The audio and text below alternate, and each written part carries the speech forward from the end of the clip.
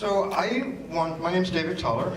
I'm at University of California, Berkeley. I'm a journalist, and I also have a public health degree. I don't speak Dutch, I'm sorry. I'm talking English.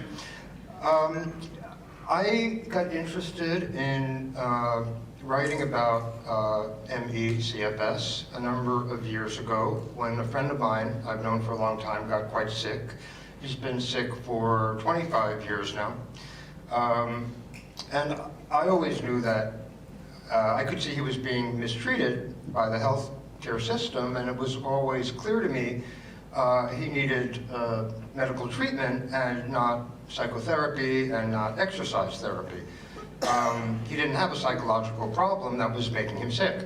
He was sick. And so when the PACE trial came out, I started looking at it, and I just got increasingly dismayed at what seemed to be all the mistakes they had made in the trial. I'm just curious how many of you actually know much about the PACE trial? Raise your hand. How many of you know nothing about the PACE trial? Okay. So the PACE trial was conducted by British psychiatrists starting in 2003. They got funded by the UK government agencies. The goal was basically to prove that what they were doing was already, was true, was the good thing to do. They were already providing cognitive behavior therapy and graded exercise therapy for patients. That were the main recommendations in the UK. And the study was set up by the people who had promoted that idea, basically to prove what they were doing was accurate. When the study came out in 2011 in The Lancet, the first paper from the study, it was clear immediately to patients that everything had changed from what they said they were doing, that the study was absurd, that it was meaningless findings, and yet it was published in The Lancet. And all the coverage in the UK and around the world was about recovery. And these were very prominent, let's put the lights down. These were very prominent psychiatrists, so the study got a lot of attention. And again, The Lancet is one of the 2 or 3 main medical top medical journals in the world. So if something's published in The Lancet, it's considered true, accurate. So this study became very influential in the UK, especially, and here I know as well. British psychiatrists have good friends and their Dutch colleagues, psychiatrists, who have also taken on this ideology. And it really is an ideology, or because it's not like a religion, because it's not actually based on any, reality. I personally think all religions are cults. And so I think any science also based on no facts is also sort of like a cult. So they've developed the cult of cognitive behavior therapy and graded exercise therapy as treatments for this illness. The study is flawed in many ways that make it it should never have been published. One of the first things they did was that when you publish a study, you're supposed to publish a protocol. Do a protocol which basically lays out all the things that you're going to do. Details. That's what gets approved by your ethics committees and all the people funding your study. Now, you're not supposed to change everything when you publish a paper. You can't just change what your outcomes are because you didn't like the original outcomes you chose. If you have to do that for some reason, there are certain statistical things you have to do to show that your new results actually are real results and not just ones that you made up. They didn't do that. They changed their primary outcomes in ways that made it much easier for them to declare success. And they changed their entire definition of what they called recovery. Again, they had 4 criteria for what they called recovery that you had to meet. All 4 of them were weakened, so it was much easier to get to recovery. Even with all that, they had very poor results. Other things they did, so that by itself should make the study unpublishable. They changed their primary outcomes, that's called outcome switching, and they did no statistical analyses to show that they didn't pick new outcomes just to make better results. That's what you're supposed to do. They didn't do that. That should never have been published. They had all their objective outcomes failed, So they had a walking test, they had a step test, they had measurements of who got back to work, who got off benefits. They all failed. None of them showed any. One showed very minor improvement for the exercise arm, but it was not really. People were still severely disabled, even though they got slightly better. So basically, none of their objective measures, which they had promoted in their protocol as very necessary to back up their subjective measures, none of their objective measures were successful. So the only things they were left with were a subjective statement that people were less fatigued and a subjective statement that they could do more. But since all their objective measures failed, it doesn't actually seem like anybody could do more or anybody was less fatigued. It was just a subjective thing that they were able to say during the trial. Subjective findings are very, very, very subject to bias and influence from outside. Now, what the researchers did in order to presumably maybe make more influence on the findings was they published a newsletter during the trial in which they promoted cognitive behavior therapy and graded exercise therapy as having been selected by the government as effective therapies. They also published in this newsletter testimonials from a half dozen very happy participants in the trial who said they had gotten much better. You can't do that. You just cannot do that. And when I've taken the study and I've shown it to my colleagues at Berkeley, and they look at it and they're like, what? They're kind of beside themselves. And it's really astonishing that a paper with these flaws could get published.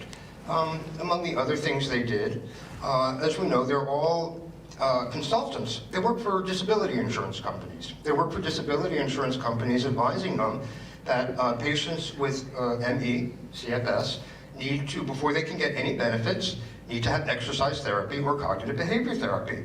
And they make this recommendation based on their totally stupid, meaningless science. Now, when they promised in their protocol that they would tell all their participants of all their conflicts of interest. But on their consent forms, they didn't tell anybody. They didn't tell participants. Now, if you look in the Lancet, it says their conflicts of interest. But they promised in their protocol to tell participants. When this was raised with them, their answer is, well, we disclosed it in the Lancet. But that's not an answer. If you promise to disclose to participants in the process of obtaining informed consent, you can't just decide not to do that. They made a lot of decisions after publishing their protocol, which totally violated their protocol. Again, you cannot do this in science. Now, obviously you can and get it published because they did, but it's very, very wrong. And without 641 participants, none of their papers should have been published. So even if their findings were totally accurate, which they're not, none of the papers really should ever have been published because they have no legitimate informed consent for any of their participants. That's a shocking, shocking dereliction, or lapse, ethical lapse. And they've managed to get away with this for years. I've taken it upon myself to try to stop this because, I'm not personally sick, but I've obviously talked to a lot of people. My heart breaks. I watch this movie. I hear people's stories. It's horrible. I don't need to tell you. But as you know, it's very hard for people outside to understand what you're all experiencing. When I was working on, there are some other problems with the study, but those were sort of some of the main ones. And basically, the problems are such that the study should never have been published. And these people really, really have a lot of misery to answer for. I decided that what I needed to do to get attention for what I was doing. Now, if some of you have read my work, it's all being published on Virology blog. I'm sure none of you have ever heard. It's not the New York Times. It's not, a major media, whatever. I couldn't find anybody who wanted to publish my work because editors are the same as everybody else. It's very complicated. They don't understand it. So I, did the story, and I have a colleague at Columbia University, and he has this blog, and he's interested in the issue. So I published it there. what was important to me in the story and trying to make sure it had impact was that I really needed to bring in scientists, researchers, not in the field, who hadn't looked at the study before, who would come to it fresh, but who were recognized as experts and would say, this is a piece of shit. You know, this is nonsense. And make sure that those quotes were very high prominent in my story. And that's what I did. So I did talk to Ron Davis from Stanford, who's obviously very credible. I got a colleague of mine from Berkeley, head of epidemiology in the School of Public Health, who had never looked at the study before but thought this is absurd. I got the guy whose blog I published on. He's not connected, but he agrees the study is terrible, needs to be retracted. I found another biostatistician at Columbia, very expert, who also said, his quote was my favorite. He said, this is the height of clinical trial amateurism. Now, it's very, very difficult to get scientists to speak that way about other people's work, unless it's really terrible. Scientists don't want to go around criticizing other scientists unless they're personally involved in the dispute or they have a personal expertise in that area. So it's very striking that these well-known scientists would say this thing about a study that they're not at all connected with. All they look at is they see a study that's terribly, terribly flawed. And that really helped, I think, get a lot of traction. So when the stories came out, they started getting some coverage, and we were able to round up a lot of the researchers. So 2 weeks ago, we published an open letter to The Lancet with 42 signatures of well-known researchers and ME-cvs clinicians. And I know that The Lancet and the PACE authors are nervous about what I've been doing. They're very aware of it. They're very aware that their answers are unacceptable. They published a response to my stories. They wouldn't talk to me before, of course. They said their work speaks for itself. I think their work speaks very loudly for itself, just not in the ways that they think it speaks for itself. Their responses were totally inadequate, and my response to them pointed out that their responses were inadequate. So they're very aware that this is going on. There's a lot of pressure on them now. There are several requests for data. There's a court hearing in April in the UK about one of their requests for data. They have no grounds for not releasing data, except grounds that they make up that are absurd. And what that's done is that it's brought into the situation a lot of people who are interested in the issue of trial transparency and open access to data. So that's a big movement in science now to share data. And they're violating it, and that's brought more people into it. So I feel like over the next year, there's going to be some real movement in getting rid of this trial. And I hope that that will have an effect in Netherlands, in Denmark, in Germany, in other places where people have been sort of captured by this cult of cognitive behavior therapy and graded exercise therapy. I have to be careful when I talk publicly because I am so enraged and I am very capable of saying extremely defamatory and libelous statements about these researchers, and I need to restrain myself because I don't want to be sued. Although probably if I was sued, that would actually be a lot of media attention and would actually make things move faster. So in a way I would like to be sued, but in a way I don't want to be. But I mean really, it's impossible not to sort of, I can say their trial is flawed and meaningless, and I can prove that in court if I have to. So I try to stay away from talking about their motives, even though I can speculate very well about what their motives might be, and none of them are good. But I won't speculate publicly about their motives because I actually don't have any idea. I could go on, but I think it's been a long afternoon, and I think there are probably maybe some questions. I'm also happy to hang around afterwards, but I wanted to give people a chance to ask questions if they wanted to. Yeah. How long do you think it will take for Lancet to retract the trial? Will it take as long as for them to retract the Wakefield autism trial? It would take as long as to retract the awful Wakefield trial. How long will it take Lancet to retract the trial? I don't know. That's different journals are different. One would think that if you write to the journal, as I did, and say, look, they did X, Y, Z unacceptable things, the journal would immediately say, yeah, you're right, that's not acceptable. That's not what they did. The flaws are obvious. The flaws are not hidden. The flaws are obvious. Anybody who was pointed out to can see them.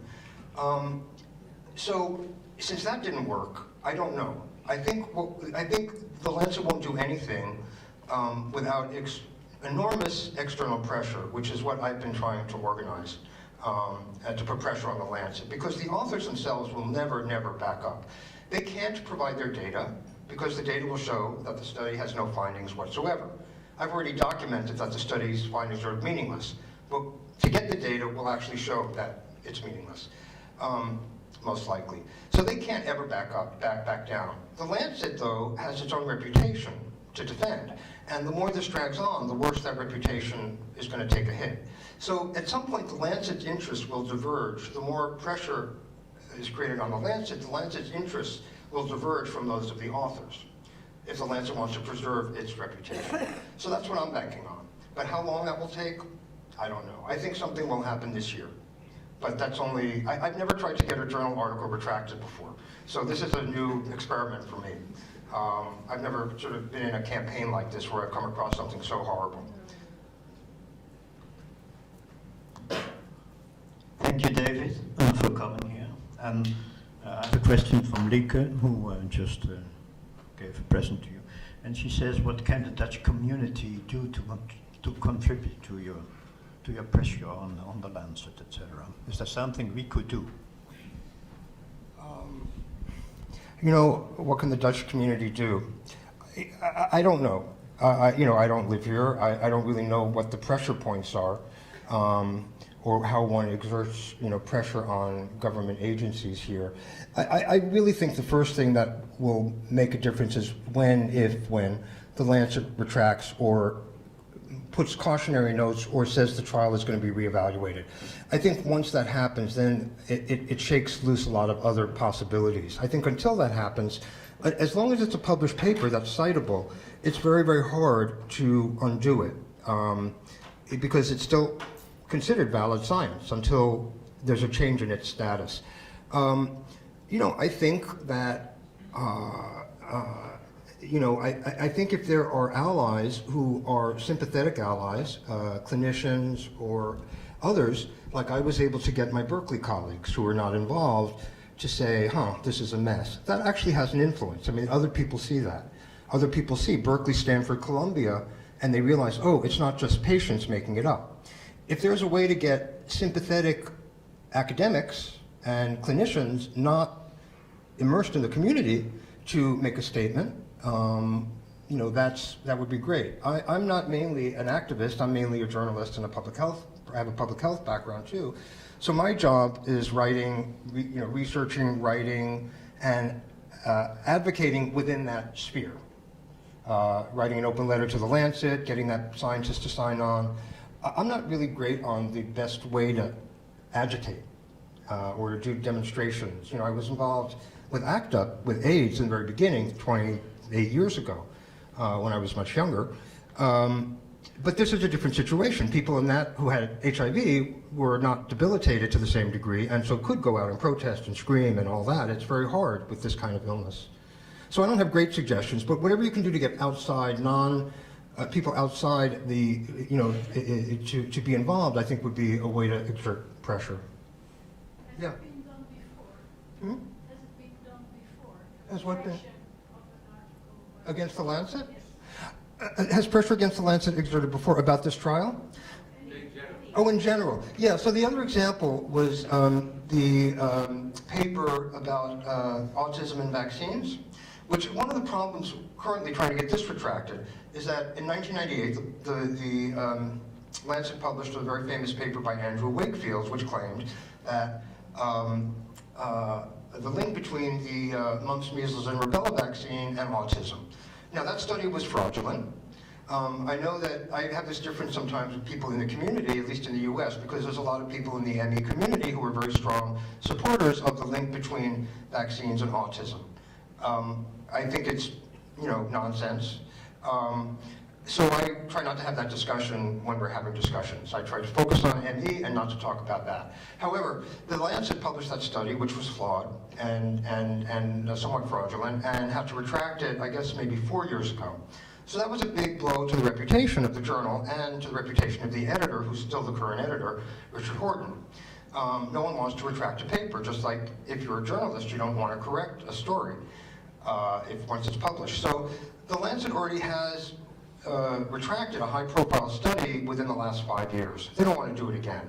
And this editor is more concerned, it seems, about his own reputation, since he has actively and aggressively defended this trial and, I think, defamed patients. So they're really going to dig their heels in without doing anything as long as they can. My job, and I think the community's job, but my job, I've seen it as to create as much noise and unpleasantness for them as possible until they do something. I only have the power of, words and persuasion and, accuracy on my side and academic colleagues who are backing me up. But I don't have any way to force the Lancet to do anything at all. They can do what they want. There's no authority to make them do anything. Just the board of directors or whoever runs the company. Is there a chance that nothing will happen? They don't answer any questions, they leave it, and... I'm a little hard of hearing, so someone will have to repeat that for me. Is there a chance that nothing happens? Is there a chance that nothing happens? Yeah, I suppose there's a chance. I think it will become increasingly untenable for that to happen. I think what will happen eventually is that, and it could take a few years if nothing else happens, is that the courts in the UK will force the researchers to turn over their data. Their decision not to turn over data is just untenable. It can't withstand scrutiny. I don't think it will once it actually gets to the courts. The problem is they can appeal that higher and higher. I think I've done enough damage. I think there's been enough damage to them that at least every time now they publish a new paper, there will be criticism of it like that there hasn't been before. I think now everybody's aware that there's a controversy that doesn't just involve patients, or everybody who's interested in the field is aware that there's a controversy that now involves well-known academics or well-regarded academics who think the trial is garbage. And it's not just the patients who can be criticized as, irrational, hysterical, or all the things they say about patients. What they've done is so disgraceful and so horrifying and upsetting. I actually find it very hard to, I don't understand it. I really don't understand what they've done. And my colleagues, at Virology blog, the virologist who runs it, he's like, I just am beside myself. I can't understand what they think they're doing. It's shocking. It's really shocking. Yeah. We have to stop because the next movie is about to start. Might I just make an illegal announcement? I'll be writing a verslag of this of today, and it will be published in our newsletter of the steungroep ME en arbeidsongeschiktheid. Koop die krant, abonneer. Okay. And was there a question? Just a statement. Oh, Yeah. okay. Okay. I'll stick around for a while if anybody has questions or wants to talk to me. Thank you.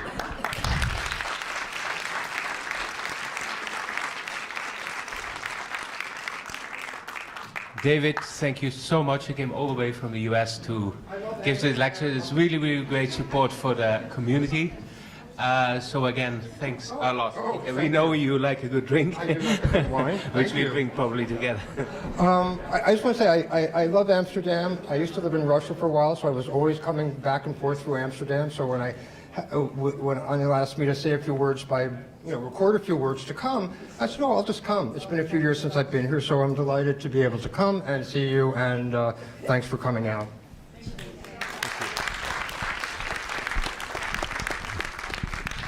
En professor Visser, u ook hartelijk dank in kleine letterfles.